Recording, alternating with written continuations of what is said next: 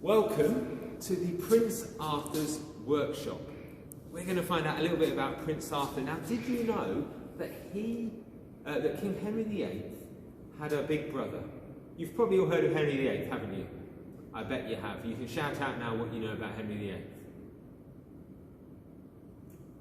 Yes, he had 6 wives. That is right. Okay, but he also had a big brother called Prince Arthur, and we're going to meet Prince Arthur now. So can our Prince Arthur come forward? Come forward, Prince Arthur. Maybe come down here so we can see him. Now, Prince Arthur was the man that was meant to be king. Henry was never meant to be king. Instead, it was meant to be Prince Arthur, but very sadly, he died. So we're going to, before he was able to become king. So we're going to learn a little bit about who his timeline is. Arthur, just get back over there for me a second. Henry VII became King of England when he defeated Richard III at the Battle of Bosworth Field. Now, this was a big war. Henry VII, just step forward for us a little bit. This was a big battle and a big fight in England for the crown and to be King of England. And Henry VII needed to work out a way to bring the country back together. So he married somebody from the other side. He married Elizabeth of York. Come and stand together. Henry, stay where you are. Come forward again. Come back. That's okay. And they were married. And Elizabeth of York came from the other side, from the opposite side. They've been fighting with Henry, who was from the House of Lancaster. And they came together and were married and formed the new dynasty of the Tudors. Okay, so Henry and Elizabeth were married. And when they got married, they very quickly had a baby called Arthur. So Arthur, you can come back and just stand in front of them for us. So Prince Arthur was born in 1486. And don't be confused here with King Arthur. King Arthur is a legend. King Arthur was a legend of an amazing king. But they are connected because Henry wanted Arthur to be this amazing king, and he wanted the country to unite under this amazing new king that we were going to have, a real King Arthur. And so, as well as calling his son Arthur, he took Elizabeth to Winchester to be born, because Winchester is the supposed site of the legend of Camelot. And so, Arthur was born. When he was just 3 years old, he was made Prince of Wales. But that wasn't enough. Now Henry had secured England. He'd made peace in England. He needed to make sure he had peace outside of the country. And so he sought an alliance with Spain. Spain and England both had a mutual enemy of France.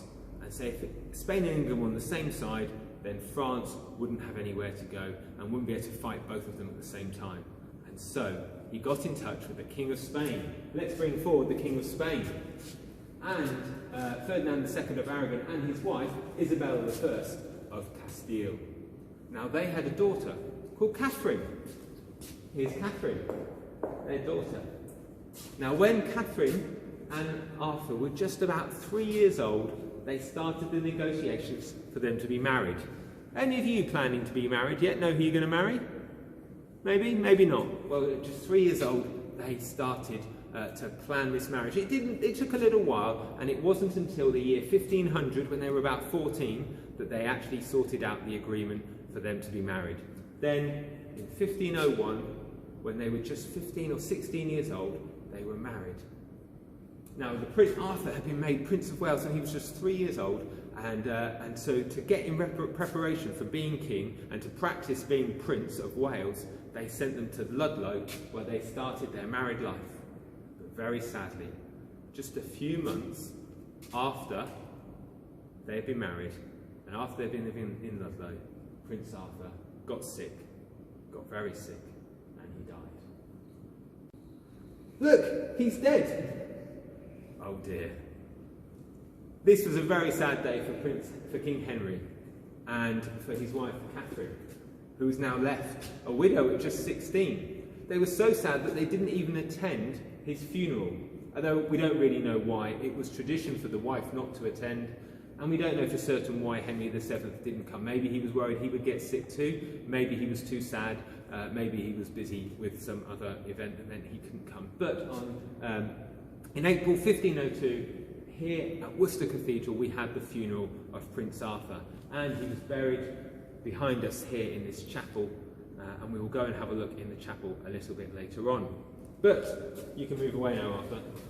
But, we weren't going to stop there. We had needed to have a new king, and so in came Arthur's brother. Come forward, Arthur's brother. Prince Henry. He was now married to Catherine of Aragon, and of course he then became king when his father, Henry VII, died in 1509. Henry VIII, Prince Henry became King Henry VIII, and we know a lot about his story. The rest, as they say, is history.